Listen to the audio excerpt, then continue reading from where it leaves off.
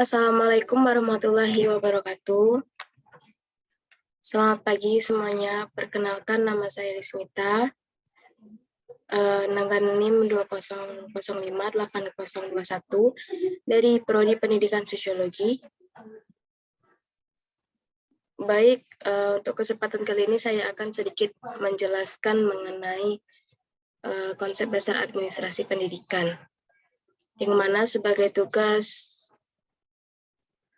administrasi dan supervisi pendidikan dengan dosen pengampu yaitu Bapak Dr. Hanif Al-Qadri. Dalam presentasi kali ini saya akan sedikit menjelaskan mengenai konsep dasar administrasi pendidikan sebagai hasil dari analisis video dari channel YouTube Pak Hanif Al-Qadri. Oke, jadi kita berbicara administrasi.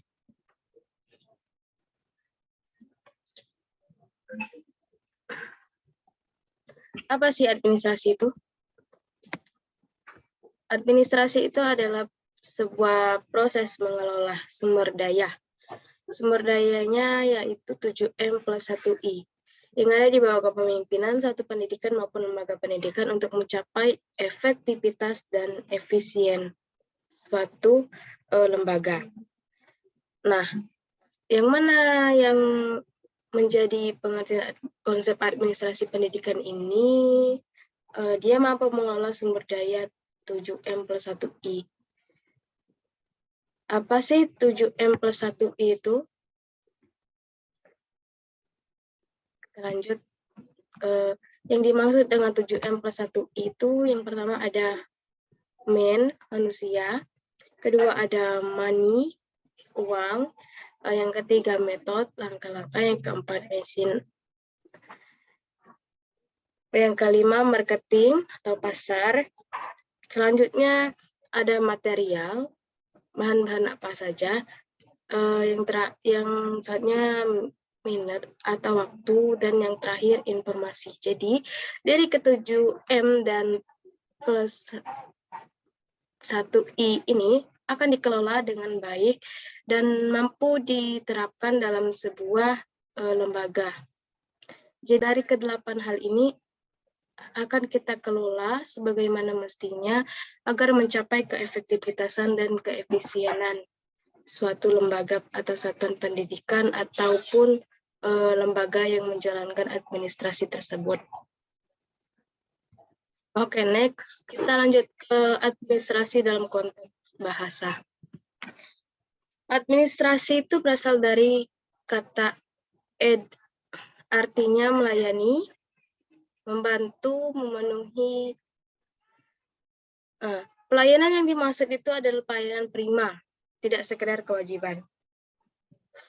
Jadi yang mana sebuah administrasi itu dia melayani, membantu, memberikan pemenuhan kebutuhan kepada yang membutuhkan, dan pelayanan tersebut merupakan sebuah pelayanan prima. Jadi tidak sekedar kewajiban, ada sebuah reward yang didapatkan dari adanya pelayanan tersebut. Administrasi ini juga merupakan proses seni dalam mengelola sumber daya 7M plus 1I tadi. Jadi proses seni dalam mengelola sumber daya. Jadi yang mana sebuah administrasi itu mampu mengelola sumber daya 7M plus 1I tersebut. Apa saja perbedaan administrasi dengan manajemen? Jadi pada dasarnya administrasi dan manajemen itu sebuah konteks hal yang berbeda, sangat berbeda. Yang mana administrasi dan manajemen itu sama-sama memberikan pelayanan, sama-sama memberikan kebutuhan, namun dalam konteks yang berbeda, banyak diartikan dalam sebuah hal yang berbeda, administrasi yang berbeda. Misal dalam sebuah perkantoran, untuk mengurus atau memasuki dunia kerja itu harus memenuhi syarat administrasi. Jadi dalam hal ini administrasi itu sebagai bentuk pemenuhan persyaratan mendapatkan sebuah pekerjaan. Adapun administrasi misal administrasi dalam pelayanan rumah sakit, yang mana administrasi dalam pelayanan rumah sakit ini merupakan sebuah pemenuhan kewajiban dari pasien ataupun mereka yang berada di ruangan rumah sakit tersebut untuk mengurus syarat-syarat administrasi, memenuhi pelayanan dari rumah sakit. Jadi dalam konteks atau dalam sebuah lembaga administrasi itu sangat berbeda artinya. Apa sih perbedaan administrasi dengan manajemen? Jadi kalau administrasi itu tidak mencari keuntungan. Orientasi utama itu bukan sebuah profit. Tujuannya itu untuk mencapai tujuan bersama. Yang mana administrasi ini dia melatih, menciptakan untuk membentuk atau mencapai sebuah kepemimpinan atau manajer. Jadi administrasi itu dia merupakan suatu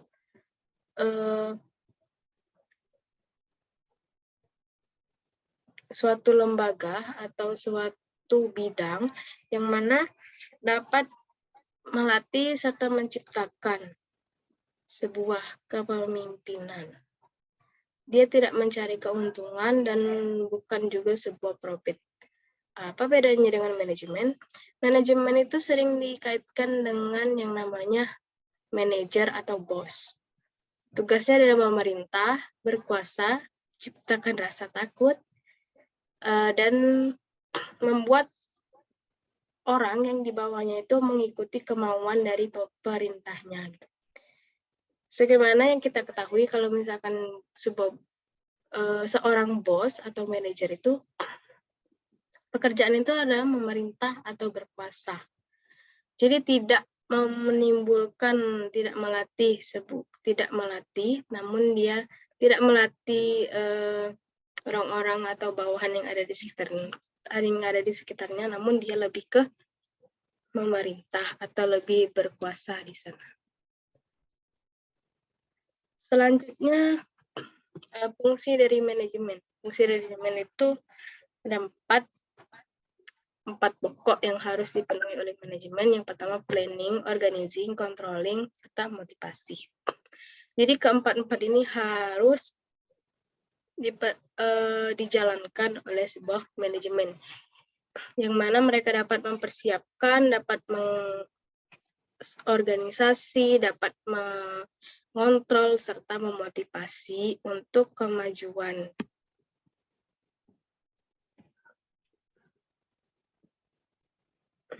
Berbicara administrasi, kita juga berbicara profesi. Sebagai calon satuan pendidikan atau calon guru, tentunya kita akan berada di dalam sebuah profesi. Namun, tidak semua pekerjaan itu adalah profesi. Jadi, profesi itu dari istilah epistemologi, dari bahasa Inggrisnya yaitu profession, dan profesius yang artinya adalah adanya pengakuan. Yang mana di sini sebuah profesi itu diakui.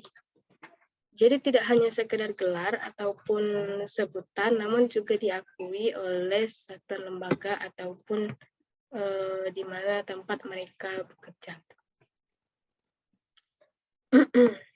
Yang mampu ahli dalam melakukan pekerjaan. Jadi sebuah pekerjaan itu memang mereka kuasai. Tapi tidak semua pekerjaan tadi adalah profesi.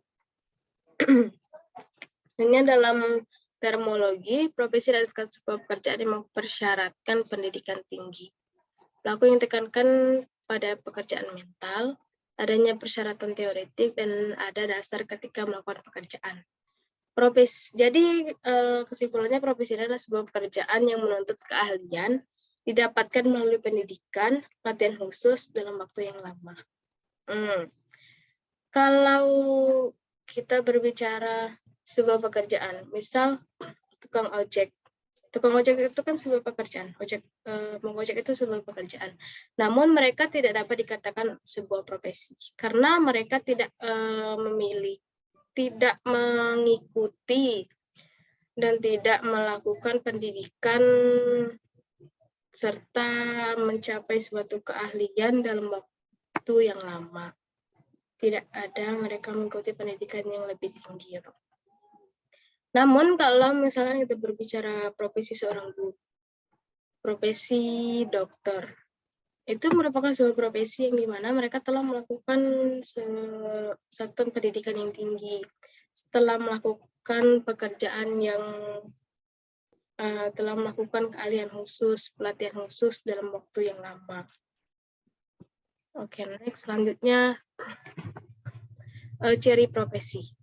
Yang pertama, memiliki fungsi yang signifikan dalam masyarakat. Yang kedua, menuntut keterampilan tertentu, diperoleh dari pendidikan dan pelatihan yang panjang dan lama. Selanjutnya, didukung oleh disiplin ilmu tertentu, kode etik pekerjaan, konsekuensi lainnya memperoleh imbalan finansial. Kalau profesi itu ada kode etik pekerjaan. Guru ada kode etik, satuan lembaga pemerintahan yang lain juga ada kode etik, dosen ada juga kode etik. Jadi dapat dikatakan profesi itu ketika ada kode etik. Dan konsekuensinya itu memperoleh imbalan. Ada imbalan di sana ketika mereka melakukan sebuah pekerjaan yang dinamakan profesi. Selanjutnya ada beberapa istilah-istilah yang muncul dari kata profesi. Yang pertama, profesional. Profesional itu ada dua makna. Mengacu pada seorang yang menyandang profesi, dan kedua mengacu pada sebutan tentang penampilan seorang dalam mewujudkan pekerjaan. Misal mereka sudah melakukan suatu pekerjaan yang lebih baik, dan mereka ahli dalam bidang itu, itu dinamakan dengan profesional. Orangnya yang disebut dengan profesional, orang yang profesional.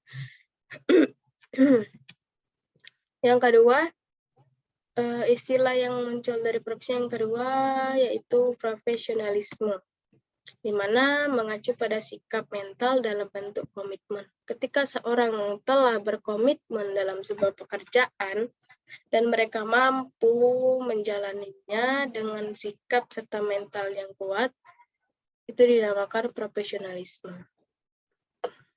Yang terakhir, ada kata profesionalitas, merupakan sebutan pada kualitas sikap dari anggota profesi terhadap profesinya, serta derajat pengetahuan keahlian yang mereka miliki. Mereka memiliki keahlian khusus dalam bidang itu, serta memiliki kualitas sikap yang lebih baik dari anggota-anggota yang lainnya yang memiliki gelar profesi. Oke, mungkin cukup sekian analisis video administrasi supervisi tentang konsep dasar administrasi yang saya sampaikan. Apabila ada salah ataupun kata dalam penyampaian saya, mohon maaf. Saya akhiri dengan wassalamualaikum warahmatullahi wabarakatuh. Sampai jumpa.